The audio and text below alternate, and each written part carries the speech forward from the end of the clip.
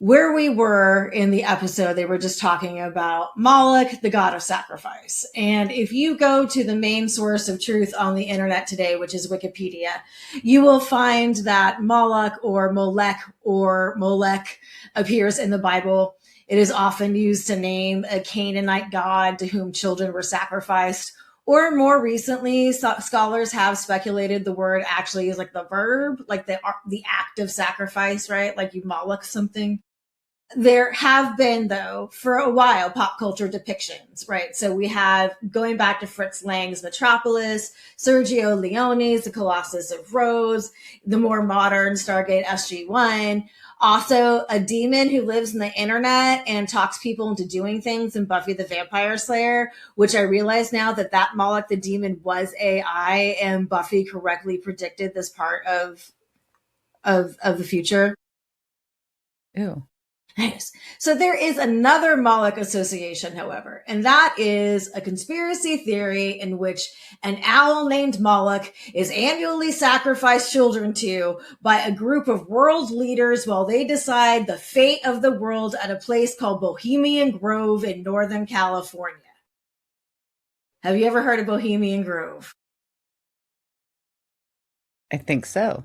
I think you probably have. You've probably seen it at least on a tabloid, but it's true. At least it's partially true. Which part? I don't know. We're going to go down through the secrets of Bohemian Grove. So, Bohemian Club is a California-based men-only club that once a year gathers in the woods of Monte Rio, California, for a 2.5-week-long retreat called Bohemian Grove. And it's supposed to be very secretive, although there have been infiltrators and leaks throughout the years, including the time in 2000 when a young Alex Jones snuck in. Alex Jones was never young, and he snuck in and he filmed the ritual sacrifice, and it was a really big thing. So, but the first time these guys got together in the woods was back in 1878. So they've been getting together in these woods for a while. They purchased this current site in 1899, and it covers 2,700 acres. And that campsite includes a grove stage, which is an amphitheater, which seats about 2,000 people. There is a field circle, which is another amphitheater that's for musical performances and seasonal events. There's a campfire circle, which is what it sounds like. There is a museum stage, which is another outdoor venue for lectures and small performances. There's the dining circle that seats about 1,500 diners. There's a clubhouse that was designed by Bernard Maybeck and completed in 1904. And then, of course, there is the Owl Shrine and the lake, which is an artificial lake, which is used for concerts, talks, and the cremation of care ceremony, which we'll talk more about. There's also a commissary, an artist studio, infirmary, and a firehouse. There are owl shuttles, which are open air trucks with seatings for about 20 people that drive up and down the camp because it takes about a mile to get from the entrance to the back of the camp. When they're not in use for a Bohemian Grove, the members can use it for whatever, like that time in 1942 when the Manhattan Project was planned there. That's not a conspiracy theory, that really happened. So, members. Who are the members? The Bohemian Club itself has about 2,600 members currently. Originally, it was a creative elite in San Francisco, but it grew to encompass businessmen and politicians. A few of the people alleged to have attended Bohemian Grove, either as members or guests, include Jack London, every Republican president from Hoover to George W. Bush, Donald Rumsfeld, Henry Kissinger, the board members of top military contractors like Halliburton, Lockheed Martin, Northrop Grumman, and the Carlyle Group, the Rockefellers, the Morgans, Jimmy Buffett, Warren Buffett, Karl Rove, John Ashcroft, Clint Eastwood, Rush Limbaugh, Elon Musk, Conan O'Brien, Michael Bloomberg, and, to really blow your mind, Guy Fieri. So Bohemian Grove also shows up in the Epstein files. According to a 2009 Vanity Fair article, it costs $25,000 to join, plus annual dues of $5,000 every year, and obviously what annually means. So I have not seen anything about a price increase, but that was from 2009, so it's possible that it could have gone up. In 1999, there was a 15-year-long waiting list. But I think it is still that long to get in. All applicants, though, must be 21 years of age, and they do give a special preference for younger men because they tend to they're aging, so they want some young blood in there. Membership is by invitation only, and a new member has to be nominated by at least 2 prior members. Then the prospect fills out a membership form, and then they have to name 5 people in the club they know well. Then they give that to their sponsor. Then their sponsor has to put in all of their skills and talents and then vouch with another 3 people for them. Then they have a second sponsor that has to do that. Then the prospect has to meet with 11 members of the club's committee. So they have to go through all these steps to get in. Although if you're rich or famous enough, some of these steps can be skipped. Although being famous is not an automatic in. Charlie Chaplin was denied membership, although he was a guest, likely because of his communist ties. Also denied was the cowboy Will Rogers, even though he performed on stage for them. And there is a rumor a recent Republican president was once denied membership. So there are different categories of membership, including regular, non-resident. There's a regular professionals category that has actors, authors, composers, and artists in it, and that's about 100 men. And there's also sometimes honorary members and inactives. There have been female honorary members, but never no woman has ever been a member. All right, so daily life at the Grove. There are valets to oversee operations at the camps. Service staff can include female workers whose presence is limited to daytime hours in central areas. Male workers can live on site in camps or service areas. The women's jobs are also the lower paying jobs, and there is a literal line on the ground where women employees are supposed to stop. Employees are not allowed to take any leftover food from the tables. Employees are, however, served breakfast and dinner before the guest service, but it's not the same food. And employees have to wear ID at all times. The valets' mornings start off bringing gin fizzes to campers starting at 7 a.m. Breakfast at the dining circle runs from 7 to 11, and you can order from a menu that has everything from trout to omelet, or you can just say whatever the fuck you want because you're rich and they'll just make it for you. There are also platters of ham, bacon, sausage, pastries, and fruit. After breakfast, there are activities like trap and skeet shooting. There are also scheduled museum talks, which traditionally are about nature, but they can vary. According to Mike Hansen, who broke in with Alex Jones, he said military and space topics make up about 10% of the total number of museum talks. Business, technology, and biology constitute another 40%. Topics have included nuclear disaster, population growth, smart weapons, and the aftermath of Desert Storm in the Gulf. Bangers. So obviously, these talks are given by a lake, and over here, people like Dwight D. Eisenhower, Herbert Hoover, Neil Armstrong have given them. Nixon used that as a place that he would test his speeches out. Some of the highlights, I think, include in 1981, Caspar Weinberger, who was the Secretary of Defense for the Reagan administration, gave one called Rearming America. I just want to know what these were. These all sound fascinating. 86, Alex Haley, the author of Roots, gave one called Why Am I Here? Also that year, William H. Webster, who was the director of the FBI, gave a talk called Spies and Terrorists, Confronting the Enemy Within. In 1997, this is only if you're a nerd, Scalia gave a chat on church, state, and the Constitution, and oh boy, do I want to know what that said. In 2003, Professor Richard Mueller gave a lakeside talk called Military Secrets of the Ocean, Atmosphere, and UFOs, where I bet everyone got filled in on what the aliens were doing, and we just don't get to know. Yeah, so this guy, Shane Keane, listed a whole bunch of talks from 2006, and I thought some of these were really interesting. One was from this guy named Bernie Tershi, who was a research biologist at the Institute of Marine Sciences, UC Santa Cruz, gave a talk, Island Conservation with Guns, Traps, and Poison. Jack Valenti, who was then the president of the Motion Pictures Association of America, gave a talk called Lessons Learned from War, Assassination of the White House. Okay, this is where commas are important.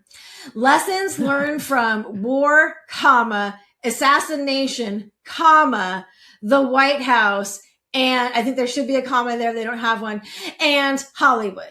But so I thought that one was Oxford Final fascinating. Forever. Yeah. And also that year, Colin Powell gave a talk on From Battlefields to Playing Fields, Economics, Energy, and Education. Interesting. These all just sound really interesting. So Yeah. Wait, hold on. You start your day with a gin fizz, have whatever you want for brunch, and then you go go skeet shooting and then listen to these really cool lectures. Yep. No wonder people want to join. Yep. Rude. After talks, there is lunch in the camps, and that's usually served by the camp stewards. Then after lunch, people go swimming or they visit each other's camps. Now, the club's motto is "Weaving spiders come not here." And that is typically thought to mean that club members should leave business behind and focus instead on other topics like art and literature. So they put on plays and dress up as women because that's what guys do. Because they're doing plays, so they don't have any women there, so they're doing So 2 major plays are produced every year: the Hijinks, which is serious, and the Lowjinks, which is lowbrow. Productions are said to have cost over $100,000 to produce, and new plays are written every year by members.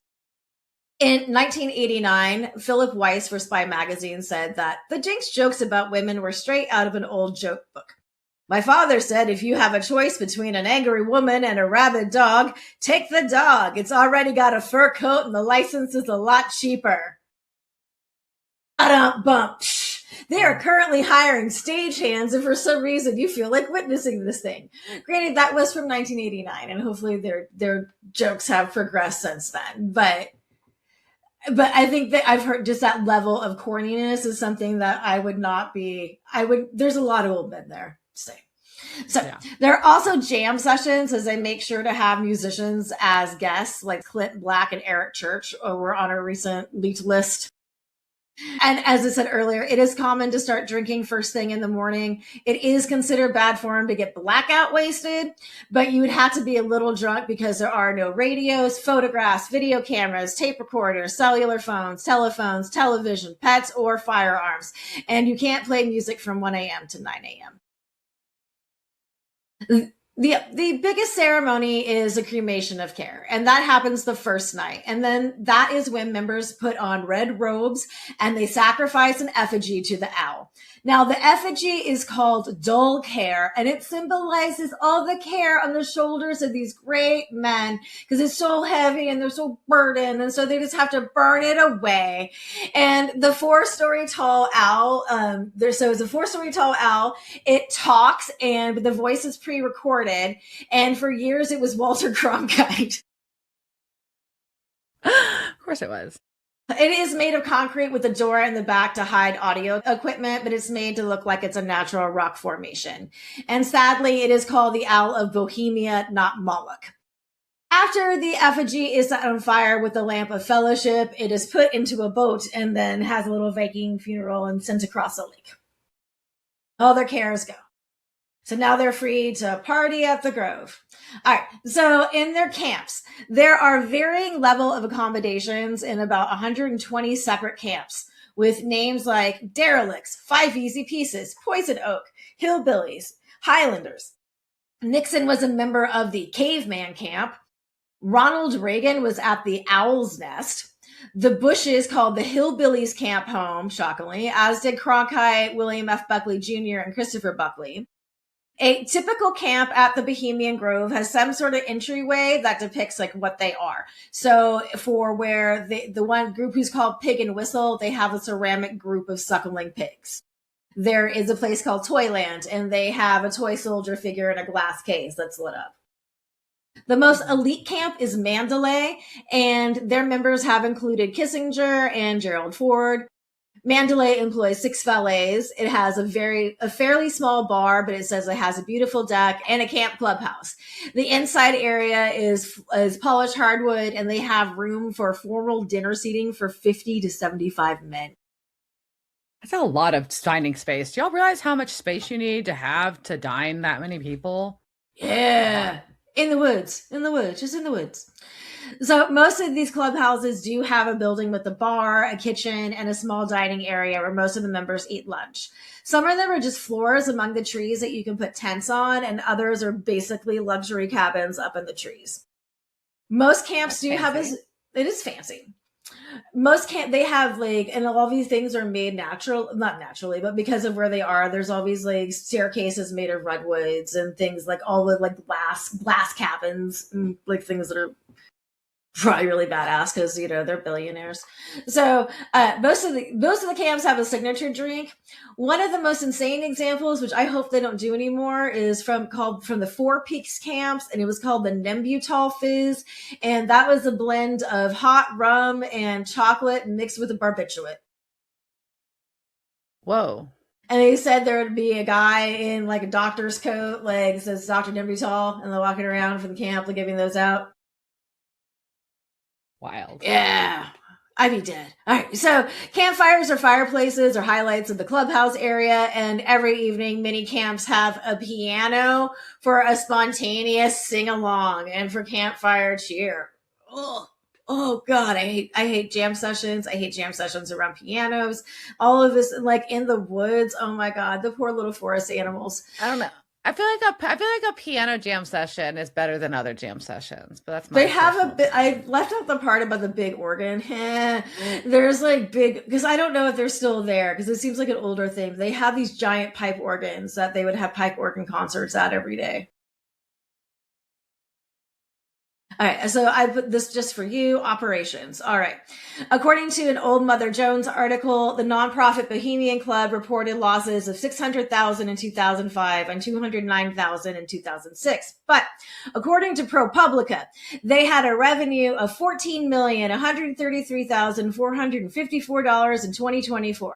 They earned almost $4 million in initiation fees and contributions in 2024. If you want to have a job there and you're a man, you can be something called the Grove Keeper. They got a compensation of $309,948, and their GM gets paid $275,107.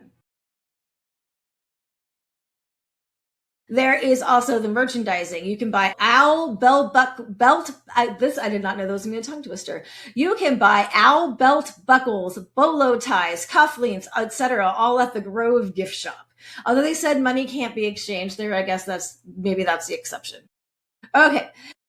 Lawsuits. The Bohemian Club has faced a number of lawsuits, and shockingly, not only by women. And I'm not even going to go into all the women lawsuits because guess what? There were a lot for a place. I'll say bottom line is they're a private club, right? So they are a private club who have to abide by federal labor laws. Let's go with that. All right. So 2016, there was a wage theft lawsuit by the valets that did lead to a $7 million settlement. The valets' tasks were said to include serving cocktails to delivering newspapers, making coffee, scrubbing floors, moving beer kegs, and performing a variety of other labor-intensive work. The valets were on call on a 24-hour basis and expected to adhere to a strict dress code and instructed not to talk to certain guests. Working conditions were said to vary by camp. Then in 2023, another suit by valets won again, saying that they had to work 16-hour workdays without proper pay, and that was dismissed. But I did think it was interesting. They said that they had to work a burgundy brunch, and 4 valets worked nonstop for approximately 18 hours, providing a 2-course lunch and dinner to 90 guests. It also said the employees could only make phone calls before 9 a.m. and after 9 p.m., not to exceed 30 minutes a call. Employees were not allowed to accept tips and were prohibited from attending any rehearsals, plays, speeches, or any performances. But according to Sky Magazine, when Philip Weiss tipped the valet, he learned there were bars near the camp where sex workers were waiting, and the phrase jumping the river was code for going to get some. This is said to have decreased in popularity after law enforcement said this is a little too much and cracked down on it. So, bottom line, Bohemian Grove are a bunch of children being sacrificed by world leaders where they decide the fate of the world. No-ish?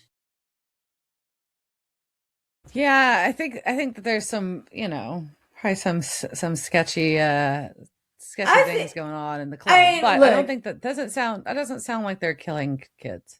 No. The Jones is one of the ones that really kind of, even after you can see in the footage that it's an effigy and they're like, well, how do we know the effigy isn't really a child? and that is very druidic and pagan. Just, like, look, they're in robes. It's obviously it's pagan, it's satanic. So there's obviously, you could take things that way. However, just the idea that there is an elite club that I'm not allowed to join pisses me off, because I want, I get annoyed when I'm not allowed to join things. Pisses me off.